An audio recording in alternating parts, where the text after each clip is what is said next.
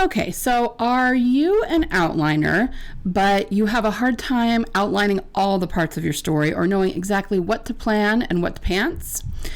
Now, if you are one who are pantser, don't turn me off because this episode is for you as well. Are you a pantser or a discovery author, if you'd prefer, and the only way you can get your story written is to pants it a little at a time, and you wish you could figure it out faster and maybe not do so much rewriting? If either of those things describe you at all, then this is the episode for you.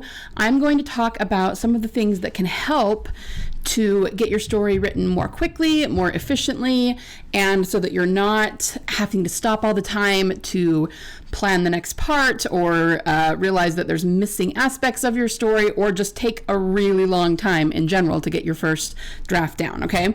So if any of those things interest you, stay tuned. That's what we're going to talk about today. Hi there, aspiring fiction author. Welcome to Fiction Author Business School. Do you want to write your stories with ease and confidence? Do you find yourself Googling how to write a fiction book or how to write a character arc? Do you want to create a fiction empire, but you can't even finish the story you're currently working on, and you find yourself doubting it will even be good enough? Hi, I'm Liesl. I too have been writing stories since I was just a kid. I wanted to do something about my fiction writing dreams, but got information overload every time I looked for writing help because there's just so much out there on the internet. I wanted confidence that I wouldn't disappoint my readers and a plan to publish regularly. I knew the foundation of any author career, including the marketing aspect, is a stellar and well-written story, but I didn't know how to be sure that my story was solid. I went on a journey to figure out what really makes readers tick and how to incorporate those addictive elements into my story. In this podcast, you'll find specific tactical fiction writing tips, solutions to writing more words more efficiently, and secrets to mastering your author mindset. So, put on your fuzzy slippers, grab a notebook and pen and some chocolate, and let's write some fiction. All right, so if you have followed me for any period of time, you have probably heard what I have to say about pantsing versus outlining, that they are exactly the same thing. If you haven't followed me for very long, you might be thinking, okay, what are you talking about? They are so not the same thing. What I mean when I say that is that when it comes to the processes that your brain is following, they actually are the same thing, okay? So it's just about creative discovery of your story. And really what you're doing in order to call the muse to you is relaxing your brain and letting the ideas flow. And the only difference between outliners and pantsers is that outliners know how to do that, know how to relax their brain and do an outline. And that's how they do their creative discovery, is by thinking about it and doing the outline before they start writing. Whereas pantsers or discovery writers, they have a hard time relaxing their brain unless they're actually typing on the keyboard. Therefore, they feel like the story flows through their fingers. But really, that's not the case at all. It is the motion of their fingers that helps their brain relax, and then the story starts to come. But the point is, in both cases, the processes that are happening in the brain are exactly the same, okay? Now, I said in the last episode a few days ago that I was going to talk a little bit more about my program today that I've been putting together. It's not quite ready yet, but it'll be ready in the next month or so. Given what I just said about pantsing versus outlining, and the way to call the muse, this is important for you to understand, is to relax your brain.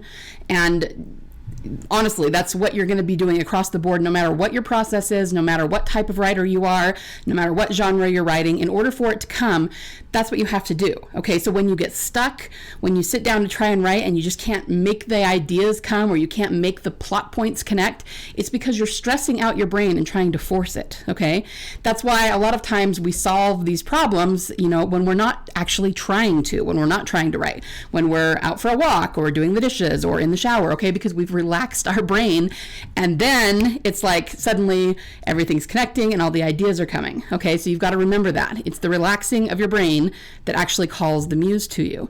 And that's why it's kind of not the smartest thing to say, I'm just going to wait for the muse to show up. If you can learn to relax your brain on command, you can call the muse to you anytime. You really can turn it off and on. Okay, and that's really important if you want to be a career writer and write a lot of books. So all of this is why I think I've kind of come up with the perfect method. It's something that I have been honing and experimenting with and trying out in a lot of different ways and having, different students run through it and everything for several years now.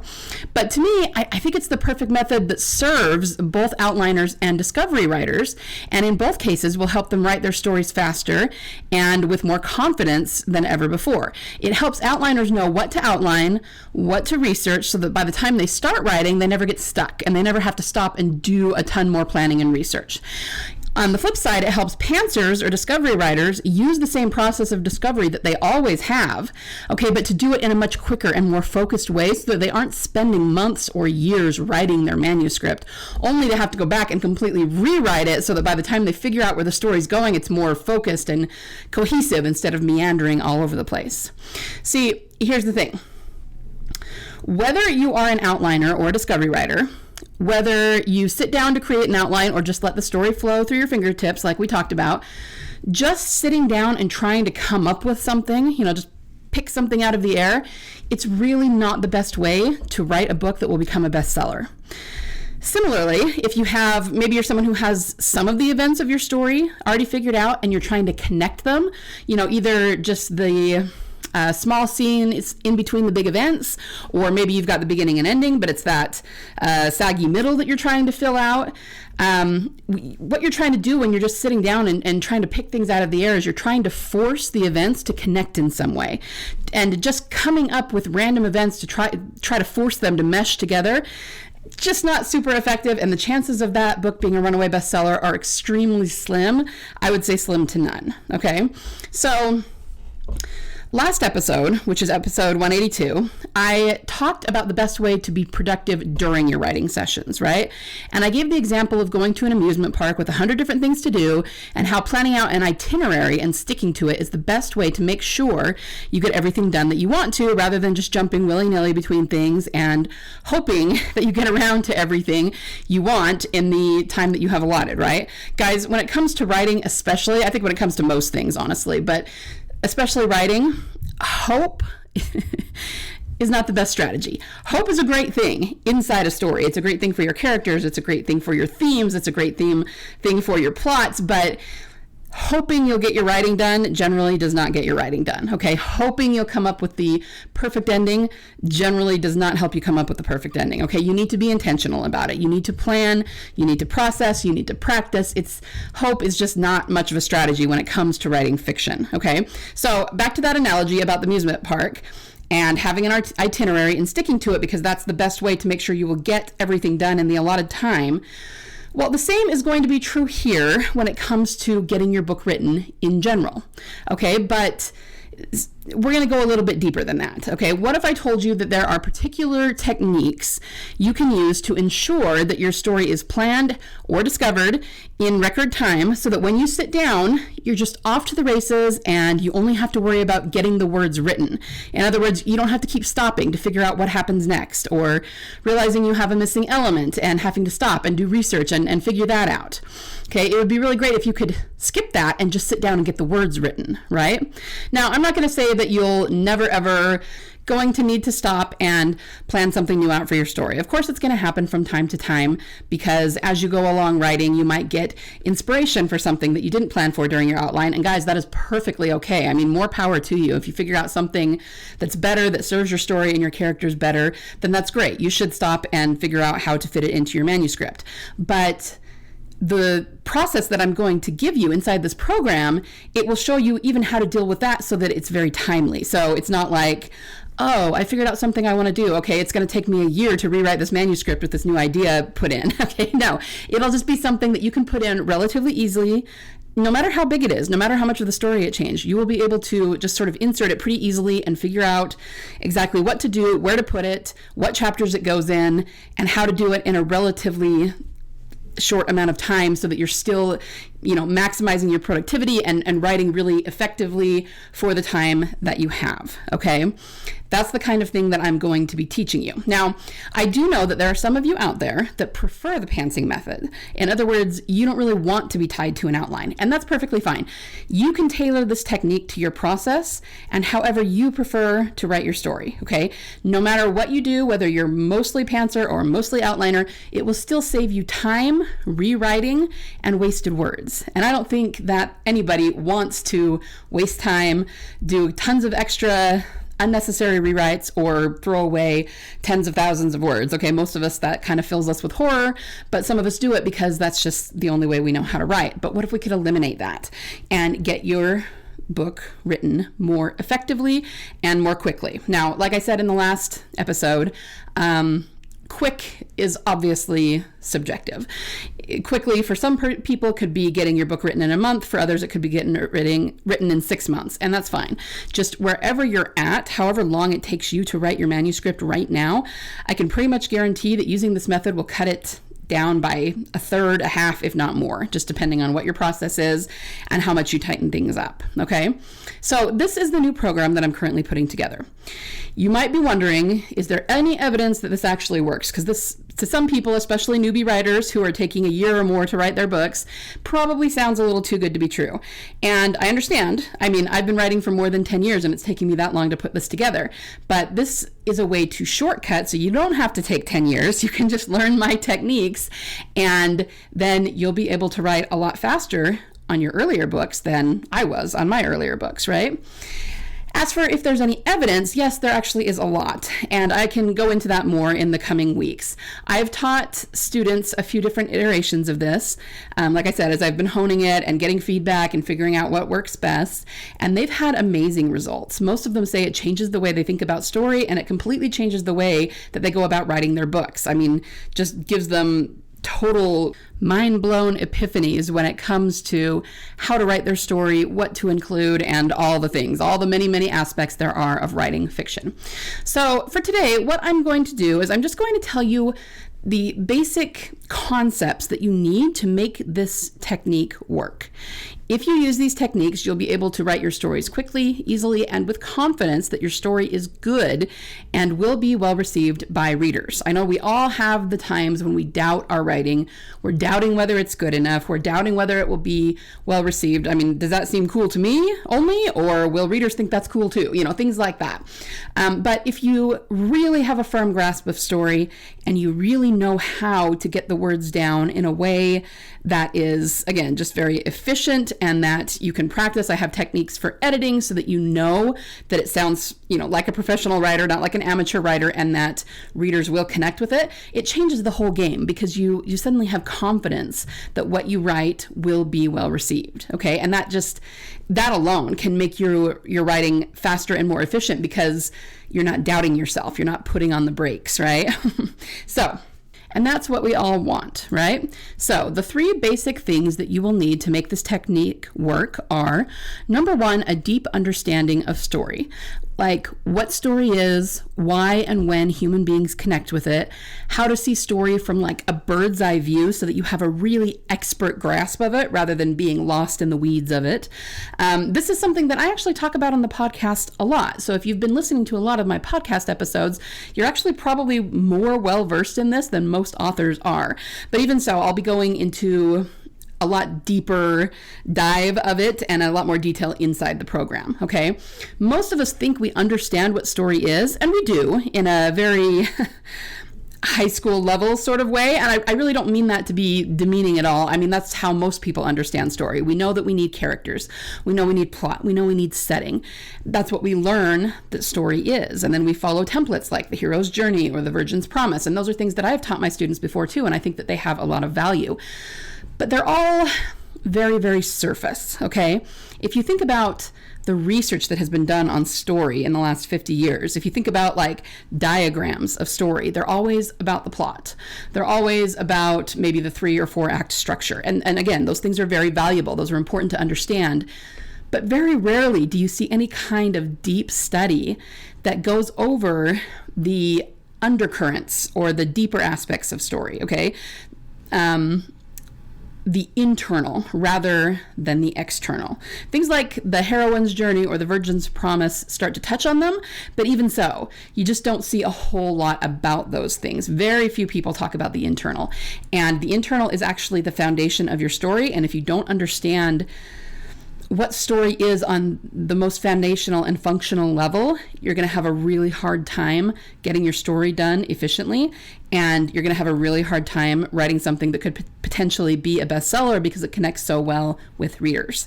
So a deep understanding of story is absolutely key to making these techniques work, okay? The second thing that you're going to need is learning creative discovery using structured journal prompts. Now, I'm sure that sounds like a whole lot of just hoopla, like what the heck does that mean, right? Basically, it means that in the program, I will teach you how to relax your brain and call the muse at will. That's the first thing.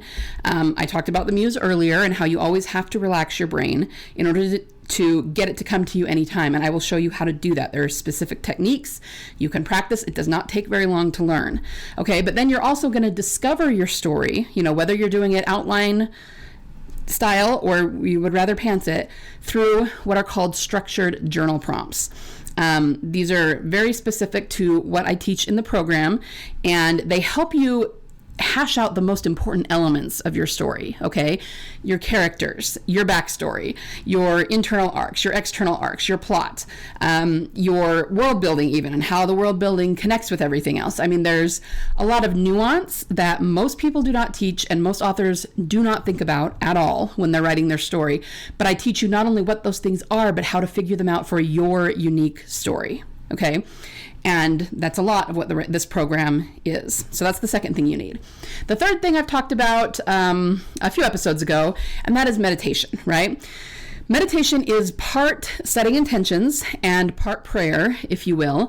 It's also using your subconscious mind to help figure out your story, okay? So you can use meditation for a lot of things, and I'm sure most of you have heard what other people use meditation for. They use it to create a life they want. They use it to create wealth. They use it to create the perfect relationship for them, to get their dream job, things like that, okay? It's setting intentions, prayer, and then it's really very much pure creationism, and that's why I've kind of fallen in love with it. I love meditation.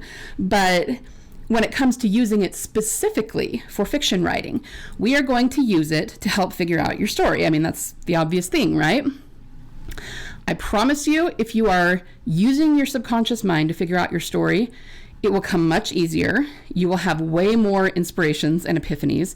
Your subconscious mind is about 1,000 times stronger and more resourceful than your conscious mind, okay?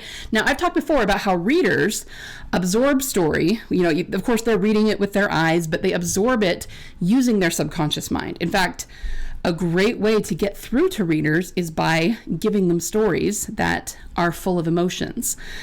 Studies have shown that people who read fiction are much more compassionate, much more resourceful, often much more intelligent than people who don't read fiction. And, people could say, oh, it's because, of course, when you read more, that develops your brain and it's just reading the words.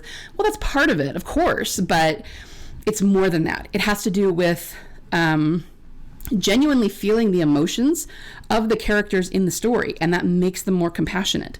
And when they see someone who's like one of those super smart characters that is super resourceful, like, I don't know, like MacGyver or whatever, then they become resourceful. I've always said that when you have these dystopian stories where 90% of the population dies, I mean, of course, if there was a major virus or a major weather incident or whatever the case may be, a lot of people would die. But because we read these stories, I think far more would survive than what these stories would have us believe, because we read these and we figure out in our head what we would do in that situation. And a lot of us would be able to do it, right?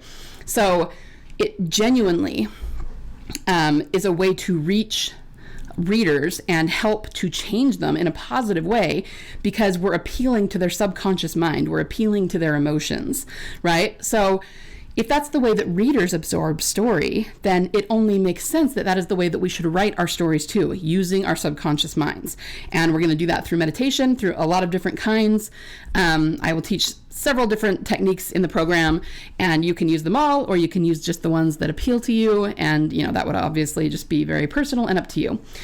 So to recap, we have 3 main things that you need in order to really get a good grasp of story and be able to write many books quickly and efficiently, and maybe even make a career out of it, right? Because if we want to make money on our fiction and we want to live off our royalties, we need to build a backlist first. Our backlist is going to be the foundation of our business, right? So here's what you need. You need a deep understanding of story, to learn how to use creative discovery to figure out your story via structured journal prompts. That's number 2. And number 3, use your subconscious mind to help figure out your story through meditation. Okay? So, if this is something you're interested in hearing more about, the program is not quite put together yet, but it will be soon. I'm probably going to do some sort of workshop in order to give you a better taste of what's inside of it. But if you are interested in learning more once it's ready, you can go over to bit.ly/fiction by design, and you can join the wait list there. There's no obligation on your part by joining the wait list. You're just telling me that you would like to hear more once it's ready to go, and I will send you that information once I have it. So yeah, that's about it for today. Maybe today, just for this week, think about what I've said. Think about how you could maybe incorporate this into your understanding of story or into your process. Do you feel like you understand story very well, like you have a really good grasp of it? If not, maybe you can go buy some books on craft, and it will help you to kind of up-level your fiction writing. Do you know how to use your subconscious brain to help with your story? Maybe you're into meditation, but you've never thought to use it for your fiction writing. Maybe try that out. Do some experimenting. See what you come up with. It can be actually really, really fun. And you'd probably be surprised at the things that come out of it in a good way. All right, so that's what I have for today. Stay tuned for more about this program as it gets closer to releasing. And beyond that, I will see you guys back here, same time, same place next week. Have a wonderful week of writing, guys. Bye. Thanks so much for listening today. Before you go, would you be willing to do me a solid? If you found any value at all in this episode today, would you be willing to share it with other authors just like you, in the hopes that they might find some value in it as well? Happy story crafting this week. Remember, only you can bring the world the unique story that you are trying to tell. Only you can succeed in your own unique way in getting it out of your mind and your heart and into a medium where it can reach thousands, if not millions, of salivating readers. You don't have to worry about failure, because there is always a market for awesome.